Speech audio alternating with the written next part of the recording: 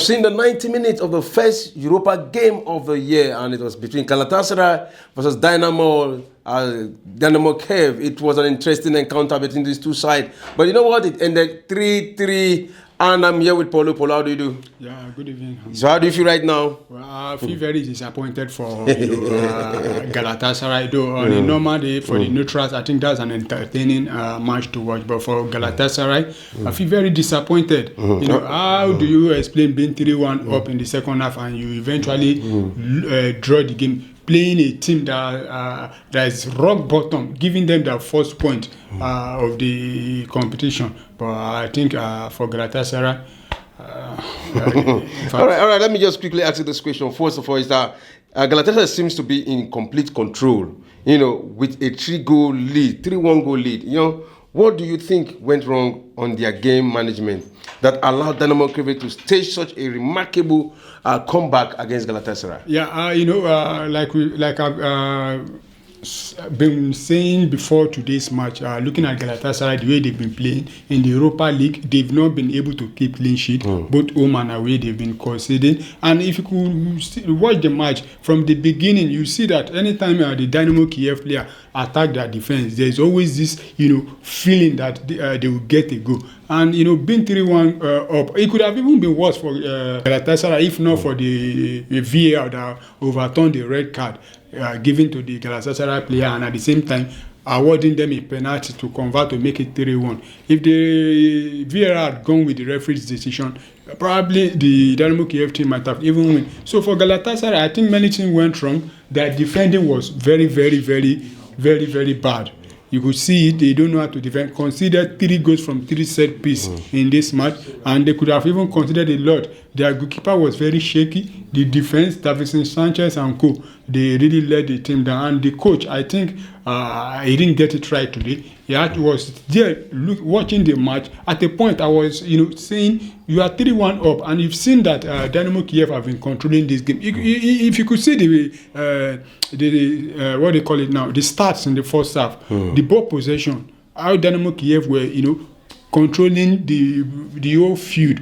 They were passing, the possession was in their favor, and they continued the dominance in the second half. Though Galatasaray was just trying to counter every minute they get, but the Dynamo Kyiv team were very calm with the ball, stringing passes from left to right, and they were going forward with purpose, and at the end of the day, they got the goals. But for the Galatasaray coach, I think could have done better when they were 3-1 up. I was saying he could have removed one of those attackers, bring in more defenders or midfielders to stabilize the team. But I think when he started making those substitutions, it was already late for the team. All right, the second question for you is, given Galatasaray defensive collapse in the second half, what tactical adjustment do you think they should focus on to avoid a similar situation in future matches? Well, thank God the transfer window is still open now. I think they need to get 2 or 3 solid defenders. They need to even change the backline of these defenders, because I've watched them play several times. They are very poor when it comes to defending. Going attacking wise, they are very good, because we saw one of their defenders also, Davinson Sanchez, getting a goal for them.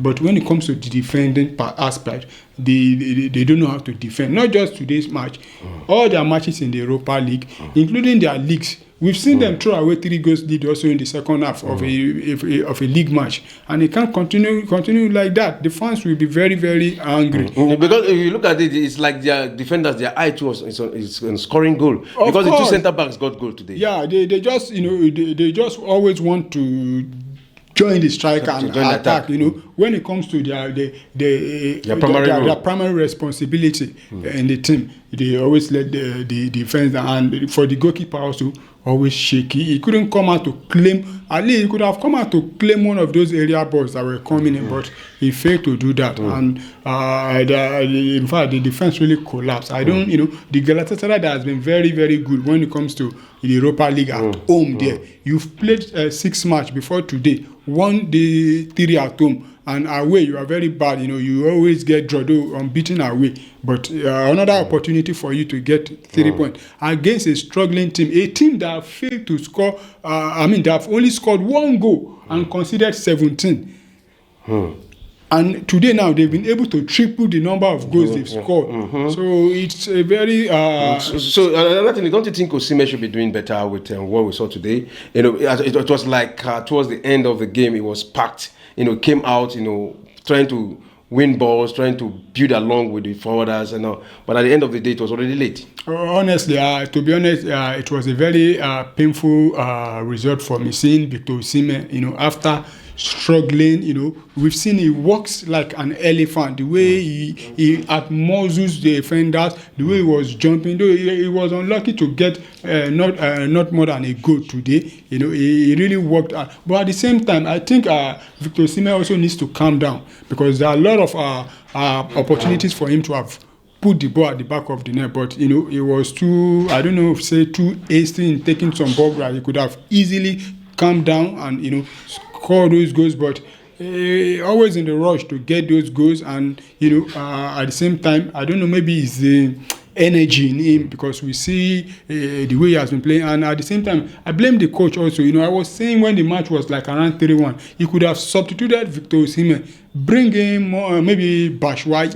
You saw when Batshuayi came on, the game really changed. He could have substituted him, because he was so tired. You see from his, you know, the way he was panting, but he was still trying to, you know, make sure the team get the winning. But for Victor Osimhen, I think he needs to calm down. There are a lot of rooms for improvement for him. All right, Follow, thank you very much. Yeah, thanks for having me. Yeah.